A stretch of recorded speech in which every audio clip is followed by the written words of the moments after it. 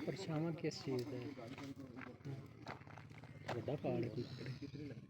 ਪਹਾੜੀ ਦਾ ਹੀ ਸਾਹ ਆ ਜਾਂਦੀ ਜਿਹੜੇ ਪਾਸੇ ਸੋਰੇ ਇਧਰੋਂ ਨੇ ਛਾਂ ਪੈਂਦੀ ਪਈ ਇਹਨੂੰ ਵਿੱਚ ਵੀ ਧੁੱਪ ਹੈ ਪਰਲੀ ਸਾਈਡ ਤੇ ਵੀ ਆ ਵਿਚਕਾਰ परछावां हाँ भी उस्ताद हाँ जी बेलियां ਉਹਨੇ ਬਾਂਦਰ ਨੂੰ ਆकर ਉਸਤਾਦ ਹਾਂ ਜੀ बेलियां देख बेली कमाल होनी नच करना होता बैठे जनाब आ खोन लगा सी जदों मैं